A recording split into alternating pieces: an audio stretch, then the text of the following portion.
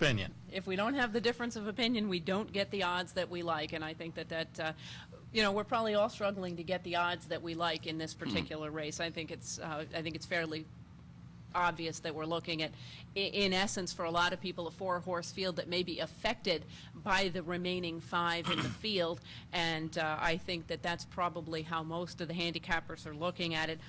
Personally, I tend to agree with Anthony. I like Curlin a little bit. I think that he is a little bit perhaps of value, and a horse that could step forward a little bit, maybe take advantage if you know, things don't fall into place for a horse like Street Sense, who may or may not need everything to work exactly his way, whether or not Calvin is able to negotiate that trip. I think that Street Sense would probably have to be considered my underneath horse, and Circular Key my third choice, as I am searching for negatives and found a couple which our panel has already discussed with regard to hard spun, the lack of a workout, the big effort a couple of weeks ago, following a layoff, and the possibility that he may go the wrong direction in here. I had one other thing that I had negative about hard spun, was that despite the fact that he looks like a horse that will stalk, he's also a horse that doesn't appear to want to run right behind horses, and if he ends up in that 3-wide stalking position, he could be forced very wide on the running around the first turn, which could take a little bit out of him coming out of a hard race. So I'm searching for negatives about one of those 4 to leave them out of the top 3. So I came up with a couple on hard spun, so I'm going to end up with Curlin on top of Street Sense and Circular Key, although I have to say I wouldn't be at all surprised if any of those 4 were to win this race. The other 5, I think I would be in agreement with the panel that it would probably be a little bit of a surprise. Anybody have any further closing comments on this year's Preakness? I mean, one of the things that about the Preakness Stakes that I really like, and we all know it in New York, is how important this keeps horse racing on the front pages of the sports pages.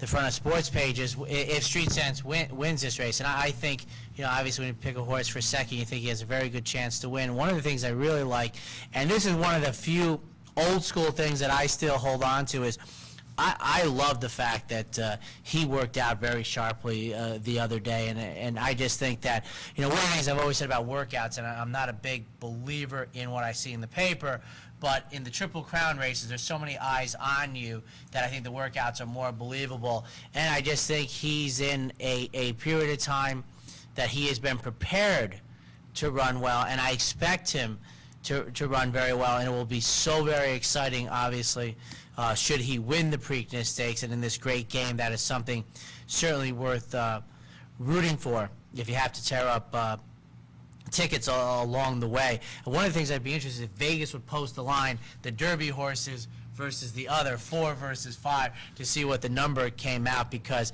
I would be surprised if any of the 5 are able to crack the exacta against the 4, because I really think that if I had to make a cold exacta which would go against my Curlin on top, I have to tell you I'm going to punch probably an 8-3 with Street Sense and Circular Key to run big in here, and maybe, as in the Withers last year, which was only a 4-horse race with Luxembourg at about 3 to 5, Bernardini and Doc Cheney was $26, ladies and gentlemen, and with, I don't know what the combination would be, but if you think it's the big 4 versus the little 5, there's probably 1 or 2 exactas in there that's going to be quite rewarding out of the Kentucky Derby. I suspect the Circular Key would be part of those 2 exactas.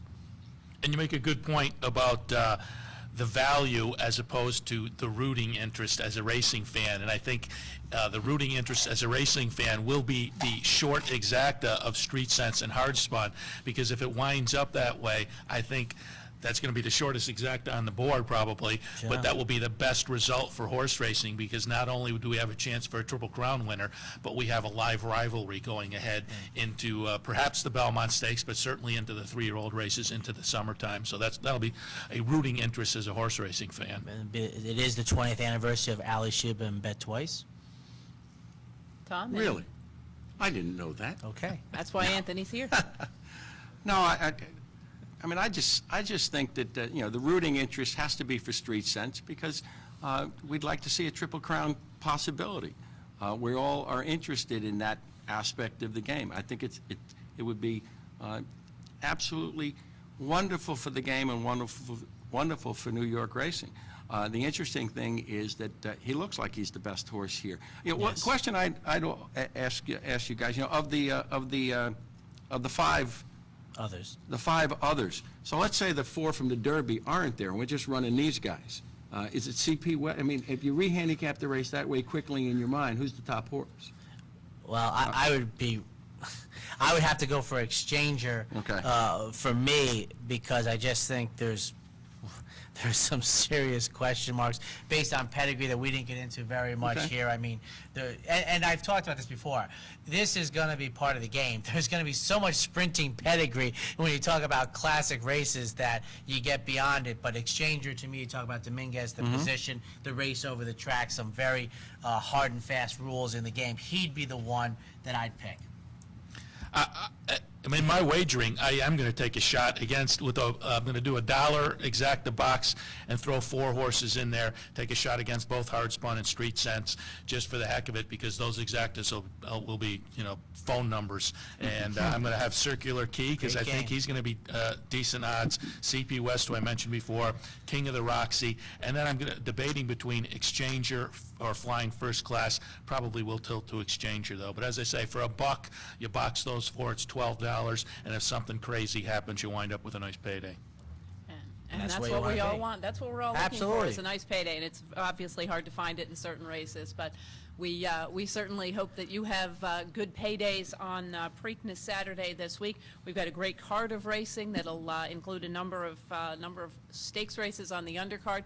Don't forget, we've got a lot of multi-race wagers as well, so that, again, if you see a horse in the Preakness that you like and you're not crazy about the odds, don't forget to look, make sure that, you know, you get a daily double, you get a pick 3, you get into some of the multi-race wagers as well, Great and that is card. another way. Chaloki on the to, undercard, another 3-year-old to watch. That's right. Yeah, he And, chose the Barbaro Chaloki Stakes for, instead of here from Michael Chaloki Matz. going to come back and run in the Barbaro Stakes for the Michael Matz operation, and I'm sure they would have liked to have been in the Preakness, but I think they're probably doing the best thing by this I fairly wish he was lightly in the raced Preakness. I'd have been individual. against him.